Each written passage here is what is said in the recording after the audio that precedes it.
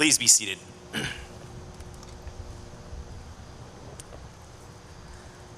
Father Parks, Fathers Tunney and Rourke, Dr. Nemec, Mrs. Bednar, Dr. De Quesada, faculty, staff, alumni, dear friends, to all virtually gathered here today, to the Prep Brotherhood, near and far, and to my family, let me say, it's good to be back home at Prep.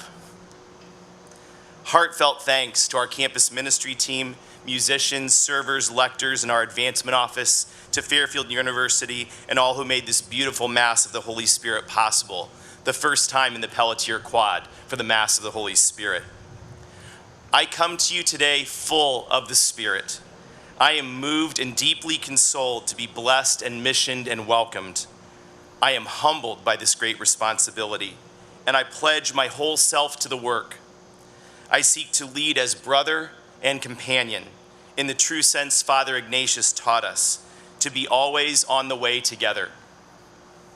Any of you who know me at all are aware that I believe with my whole heart and my whole being in the power of Jesuit education to transform each of us and thereby the world.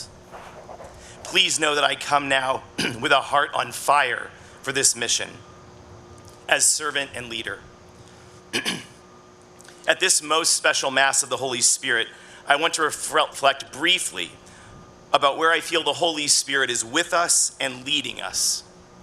As many of you know, I had the distinct pleasure of teaching theology right here in Berkman's 103 for 7 biblical years. Those days formed me as an Ignatian educator and leader, and my boys will remember the oft-quoted phrase, "You are all Ignatian spiritual warriors," in the long line leading back to Ignatius himself. If ever the world needed the gifts of Ignatian spiritual warriors, my brothers, it is today. Today, the Spirit grants us unique tools of our Jesuit way of proceeding, and I implore us to use them. Examine, discernment, cura personalis, contemplation, and most of all, our love, shown not in words, but in deeds. The Spirit of Christ animates this community and the brotherhood of Prep. We also know that the Holy Spirit propels us forward, urges us to listen with the heart and mind, and to seek the magis always, the greater things. As you know, our school theme this year celebrates the 4th pillar of the Jesuit grad at grad, to be loving. How then can we be loving in this time? Love is at the core of every Jesuit work. Love of brother, love of neighbor, of teammate and friend. The love of learning and discovery that happens so passionately here at the Prep. The love of competition and creativity. The love and great achievement of the magis. And the love that compels us to action. Certainly, we are called to love each other this year through the pandemic. Our new AMDG teaches us this. Awareness, masks, distance, and greater glory. Keeping your distance, washing your hands, wearing a mask have all become profound acts of love. And if any community can achieve this love, it is the Prep community.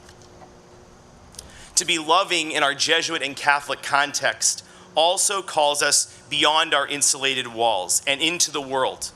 A world in need of healing.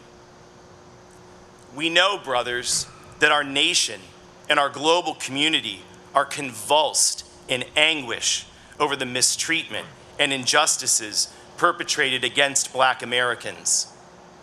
We know that our Black and brown-skinned brothers and sisters and the marginalized in our country and around this globe cry out for justice and mercy.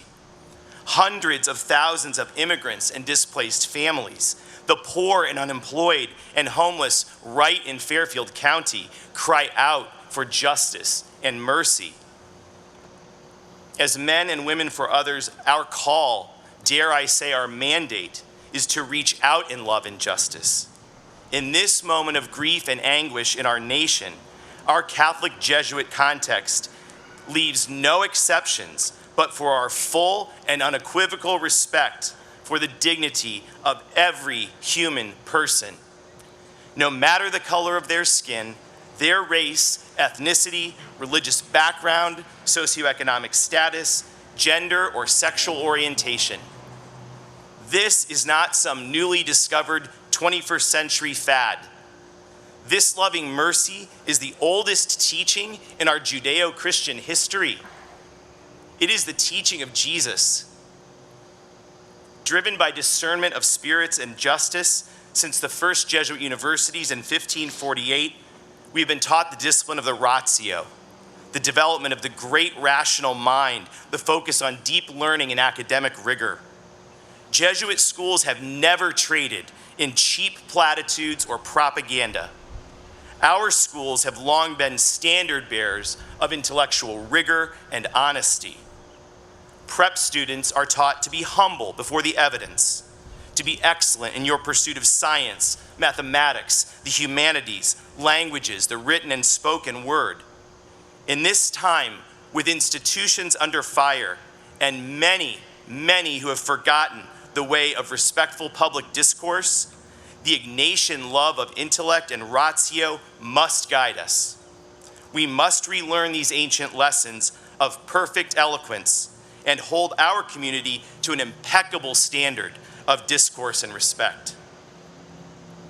But brothers, the head without the heart is incomplete. Ignatius taught us that without heart and love of the gospel, the head has no compassion to clarify and to direct it. So, my friends, the Jesuit spirit of prep, the Magis, calls us to loving action.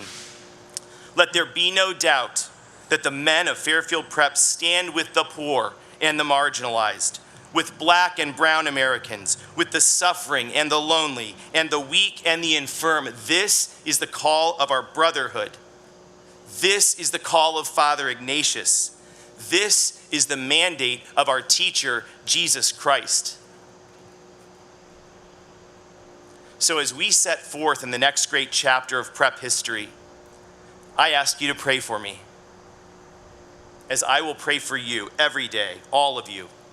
And I ask you to join me in the great Jesuit mission of becoming young men for and with us others, such that the world around us will never doubt that we love and serve in all things and in all ways ad maiorem Dei gloriam, for the greater glory of God.